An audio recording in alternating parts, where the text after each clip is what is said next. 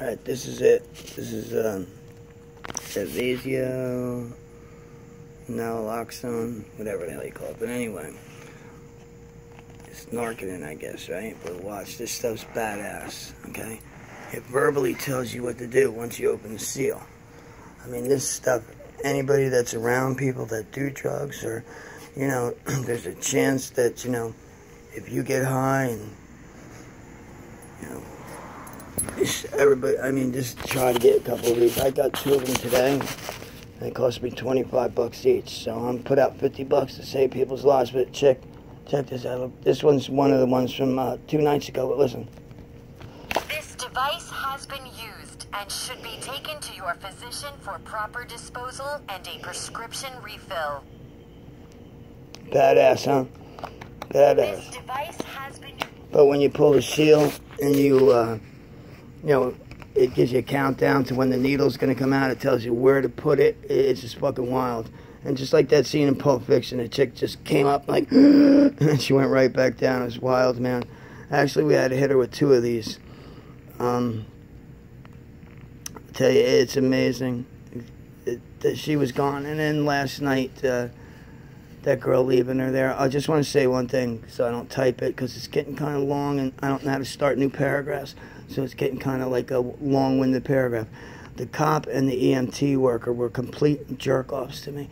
There was another cop there, and he was kind of standing in between the cop that was talking to me and me, because this cop was getting ready to grab me, man, and hurt me. You know, and here I get cast into something like this, you know, and saving this girl's life, and this cop wants to kick my ass. You know what I mean? What a dick. What a complete dick. You know, 99% of the cops I come across are really cool dudes. But then you get this guy last night who was just a jerk-off.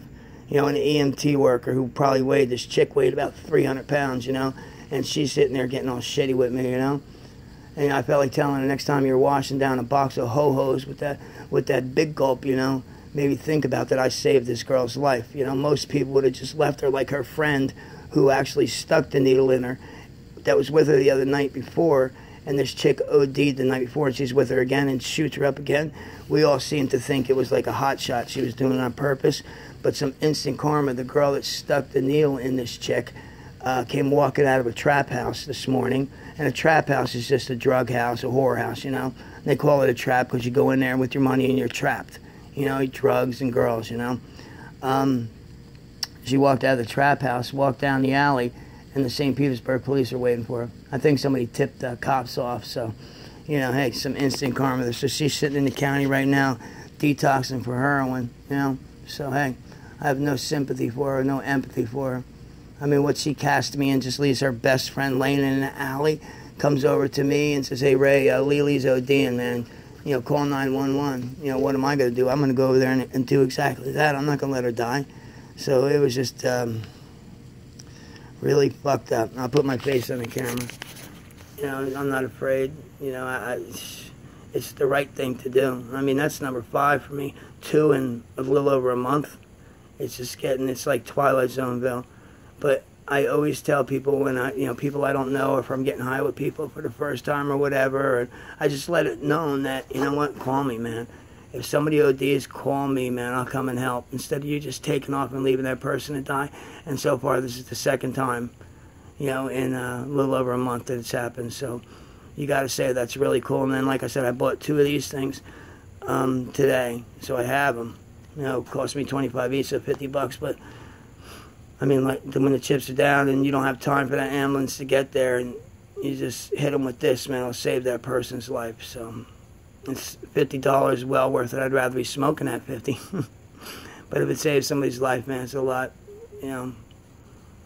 It's worth it, man. Just really, just strange couple of days, man. The stuff that happens, but and I just seen Lily. I was just up at where she lives. She lives in a different trap house close to me, and I was just up there because I was looking for somebody, and she's all right, man. She's all right. She's out of the hospital and she's doing good. So, all right, man. I just thought I'd make a video to end this and put it up. All right. God bless you, and hey, don't be too harsh on people. You know, everybody's got their thing. Some people like food, booze. You know, Some people like money, power, whatever, man. We all have our things. Some people like drugs, man. It's our experience here on earth, you know, all of us, and how we choose to go through it. It's our decision, so don't be harsh and judgmental on people, man. I know we all have issues with people that did drugs, and, you know, it might have screwed us over, but don't lump everybody into, you know, one giant circle or, you know, bucket or whatever, and think that they're all the same. We're not, man. Some people actually go out and save people's lives and don't run away from people dying. They run to them, you know, when their best friends just leave them in an alley to die. Fortunately, I was here, because had I not been, she would have just took off and left her there. All right, peace. Love you all, and hey, have a good night.